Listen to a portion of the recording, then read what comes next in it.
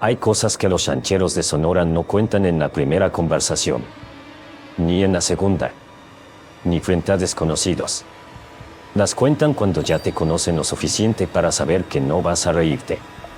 Y cuando las cuentan, lo hacen bajito, con los ojos moviéndose hacia los lados como si el solo hecho de repetirlas pudiera llamar algo. Esta es una de esas historias. Me llegó a través de una familia de Hermosillo con raíces en la Sierra Sonorense. Una familia que todavía tiene parientes en esos ranchos. Parientes que todavía recuerdan los nombres. Que todavía duermen con algo arrumbado contra la puerta. Y que todavía, cuando ven a un bebé recién nacido, revisan el techo antes de apagar la luz. Porque en los ranchos viejos de Sonora aprendieron algo que la ciudad todavía no entiende. Que hay hambres que no se satisfacen con comida. Y que lo que tiene hambre no siempre vive en el suelo. Antes de que esto comenzara. Para entender lo que pasó esa noche de 1987 en el rancho de los Fresnos, primero hay que entender cómo eran esos lugares. Porque si te imaginas el escenario equivocado, la historia pierde su verdadero peso. Los Fresnos no era un pueblo. Era un puñado de casas dispersas entre Cerros Pelones y Mezquite, a 2 horas de terracería desde el municipio más cercano de la Sierra Sonorense. Casas construidas a mano, de lo que había. Adobe. Madera de ocotillo. Troncos de palo fierro. Paredes que respiraban. Paredes con espacios entre los troncos por donde entraba el frío de diciembre y, si te parabas cerca en el día, podías ver el interior con solo asomarte. No había teléfono.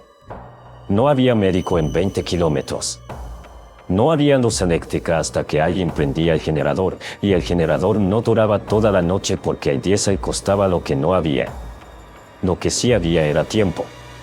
Mucho tiempo. Noches largas sin pantallas, sin ruido artificial, sin nada entre tú y el silencio del monte. Y en ese silencio, las historias viajaban de rancho en rancho como el único entretenimiento que no costaba nada. Historias de nahuales. De aparecidos. De mujeres que salían de noche convertidas en otra cosa. Ernesto Valenzuela llevaba 15 años viviendo en los Fresnos cuando comenzó esto. 42 años. Manos de ranchero. Silencioso como son los hombres que trabajan solos. De los que no hablan a menos que tengan algo que decir. Su mujer, Consuelo, que era 3 años menor que él, de piel morena y ojos oscuros que siempre parecían estar calculando algo. Llevaban juntos 12 años. Sin hijos. No por no querer, sino porque así había resultado. Y ya habían hecho las paces con eso. O eso creían.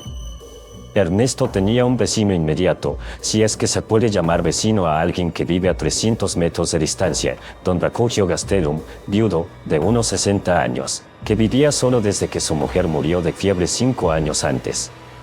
Y entre los chismes del rancho circulaba uno sobre don Refugio que Ernesto siempre había descartado como habladurías de gente con demasiado tiempo libre. Decían que su mujer no había muerto de fiebre. Decían que don Refugio tenía tratos. Que de noche se escuchaban cosas en su techo. Ernesto nunca le dio importancia. Era hombre de trabajo, no de supersticiones. Hasta que llegaron los Morales. Abel Morales y su mujer Esperanza llegaron a los Fresnos en septiembre de ese año. Venían de más arriba de la sierra, de un rancho que ya no tenía agua. Abel era joven, 26 años, flaco y trabajador, de esos que llegan a un hogar nuevo y en 2 semanas ya conocen a todos. Esperanza venía con el vientre enorme. A punto. Literalmente a días de dar a luz. Acondicionaron la casa más disponible del rancho, una estructura de adobe y vigas de madera que había estado vacía 2 temporadas. La limpiaron. Pusieron una cuna que Abel fabricó con tablas de pino. Colgaron un rosario en la cabecera. Y 3 semanas después de llegar, Esperanza dio a luz. Un niño. Pequeño pero completo. Gritón.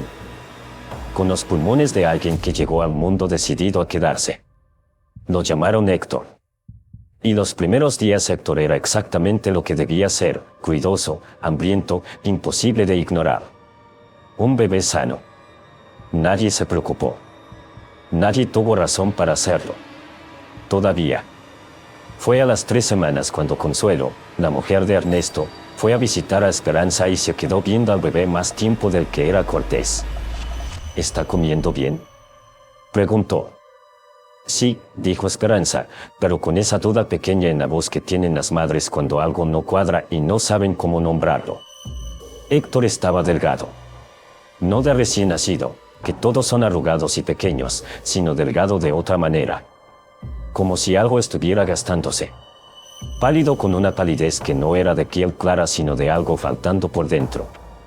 Y quieto. Demasiado quieto para un bebé de esa edad. Dormía largas horas con esa inmovilidad que en los bebés siempre hace que los padres se acerquen a verificar que el pecho sigue subiendo y bajando. Abel llevó al niño con el único curandero que había en la región, un hombre mayor que vivía a hora y media de camino y que atendía con hierbas y rezos y ese conocimiento antiguo que no viene de libros. El curandero lo revisó largo rato. Le pasó un huevo por el cuerpo. Murmuró cosas. Frunció el ceño de una manera que a Abel le apretó el estómago. Tu hijo tiene algo encima, dijo al final. ¿Qué cosa?, preguntó Abel. El curandero no respondió directo. ¿Quiénes son sus vecinos? Abel mencionó los nombres. Cuando dijo el de Don Refugio Gastelum, el curandero dejó de moverse. Solo un segundo. Caro Evo lo notó. ¿Lo conoce? Cuida a tu hijo de noche, dijo el curandero, y no dijo más. Abel regresó al rancho con el niño en brazos y esa respuesta clavada en el techo como astilla. También fueron hasta el pueblo más cercano donde había un médico que atendía 2 veces por semana. El médico lo revisó. Dijo que el niño estaba bajo de peso, que había que reforzar la alimentación, que había que estar pendientes. No encontró nada concreto. No tenía cómo encontrarlo. Lo que estaba pasando no aparece en ningún libro de medicina. Era la 3ª semana de octubre. Noche de luna casi llena, de esas que en la Sierra de Sonora iluminan lo suficiente para ver la silueta de los cerros desde adentro de las casas y las ventanas no tienen cortina gruesa. Abel y Esperanza habían pasado horas sentados junto a la cuna de Héctor. El niño dormía con esa quietud que ya no era tranquilizadora sino preocupante. Esa quietud de algo que se va apagando despacio. Esperanza se quedó dormida en la silla. Abel la cargó a la cama con cuidado de no despertarla, revisó al niño una última vez, vio su pecho subir y bajar, y se fue a acostar. Y se quedó dormido. Y entonces vino la voz. Él lo ha descrito así siempre, en las pocas veces que ha contado esto. No era una voz que saliera de algún lugar concreto. Era más como una presión en el centro del pecho. Como cuando sabes algo antes de que tu mente lo formule en palabras. Urgencia. Pura, sin imagen, sin sonido, sin forma. Solo el impulso de levantarse ahora, ahora, ahora. Abel abrió los ojos. El cuarto estaba oscuro salvo por la línea de luz plateada que entraba por la ventana sin cortina. Esperanza dormía a su lado. Se quedó escuchando. Silencio del monte. Grillos. El viento moviéndose entre los ocotillos. Nada. Y sin embargo la urgencia no se fue. Se paró. Descalzo sobre el piso de tierra apisonada.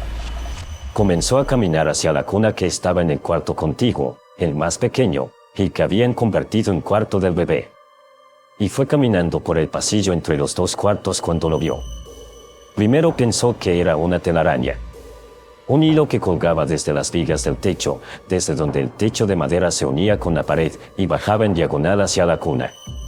La luna llena lo iluminaba de manera extraña. Lo hacía brillar. Abel se detuvo. Parpadeó. Siguió mirando. Dio 3 pasos más hacia la cuna y entonces lo vio bien. No era un hilo. Era más grueso que un hilo. Era del grosor de un cordón de zapato, quizás un poco más. Y no era seco. Era viscoso. Húmedo. Brillaba porque estaba cubierto de algo como baba, algo que reflejaba la luz de la luna con ese brillo resbaladizo que tienen las cosas que no deberían estar donde están. Abel siguió el hilo con los ojos, de arriba a abajo, desde las vigas del techo hasta la cuna.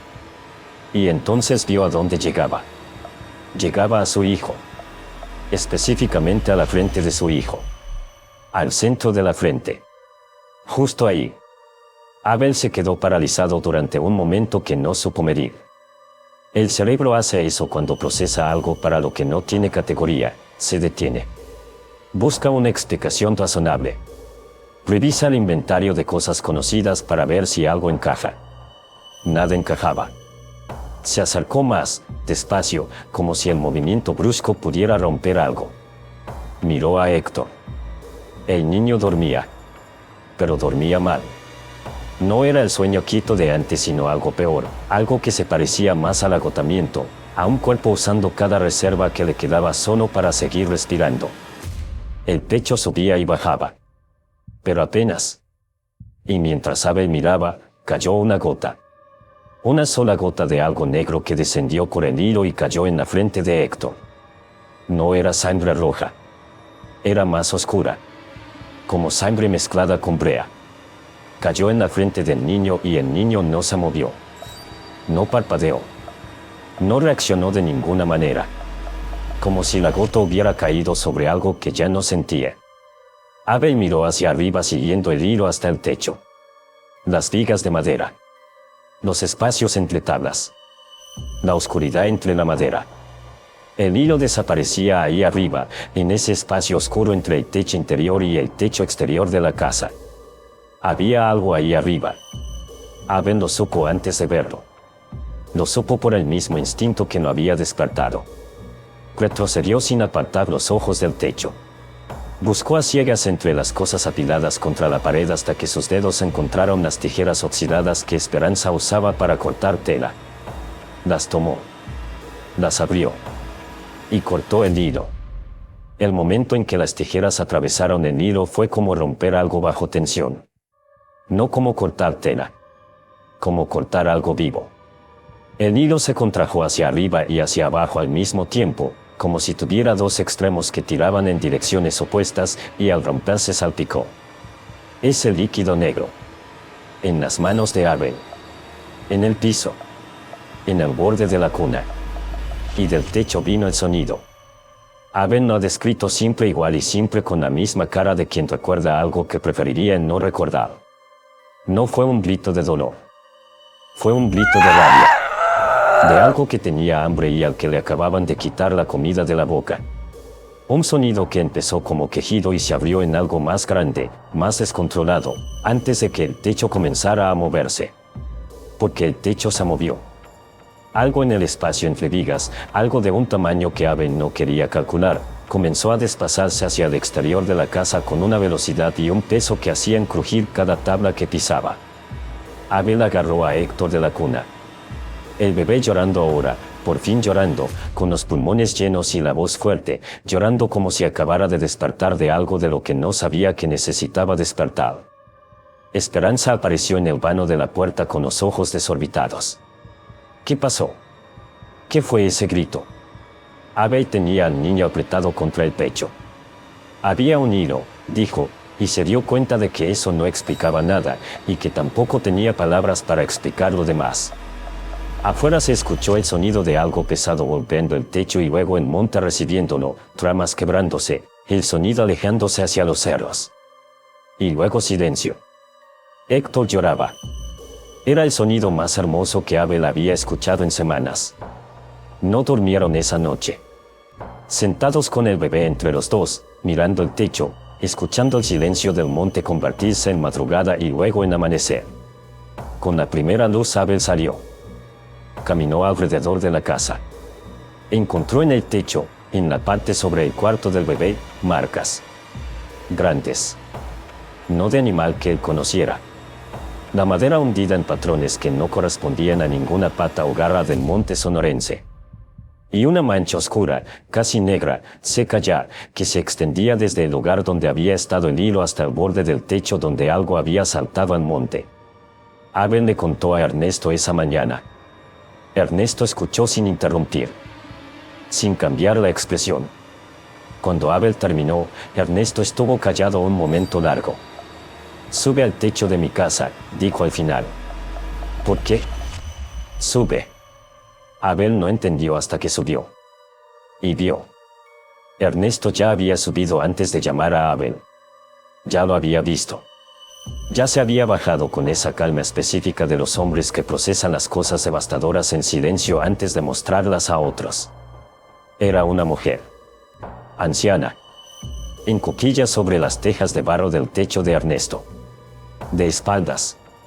Encorvada sobre sí misma como alguien que duerme en una posición que ningún cuerpo humano debería aguantar. Abel se quedó en la escalera, asomado apenas. Señora, dijo Ernesto, que ya sabía que no había respuesta pero lo dijo igual. Señora, ¿está usted bien? Nada. Señora. El cuerpo en cuclillas se movió. Lento. Comenzó a girar. Y cuando quedó de frente, Abel vio lo que Ernesto ya había visto. La cara de una mujer de unos 70 años que los dos se conocieron inmediatamente. Era Felipa. La Felipa. Una señora del rancho que vivía sola desde hacía años, que llevaba ropa oscura simple, que nunca saludaba de frente, a quien todos en los fresnos conocían y con quien nadie se metía porque había algo en su mirada que incomodaba sin razón aparente. Esa Felipa. Sentada en cuclillas sobre el techo de Ernesto, con los ojos abiertos mirándolos, sin expresión, sin vergüenza, sin miedo. Y con la boca abierta de una manera extraña. Abel tardó un momento en entender por qué la boca se veía mal. Porque la lengua no estaba. Donde debería haber estado la lengua había solo un muñón oscuro y cicatrizado, evidencia de algo que había pasado hace tiempo, no esa noche, sino hace mucho tiempo, una herida vieja y curada que hablaba de una pérdida voluntaria o forzada que ninguno de los dos quería terminar de imaginar. Y entonces Abel entendió. La lengua. El hilo. Lo que bajaba desde el techo hasta la frente de su hijo. No era un hilo.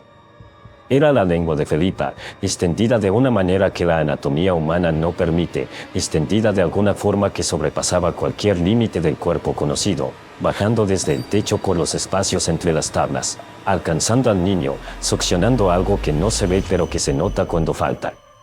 Vida. Le estaba succionando la vida. Noche tras noche. Desde antes de que el bebé naciera, quizás. Esperándolo.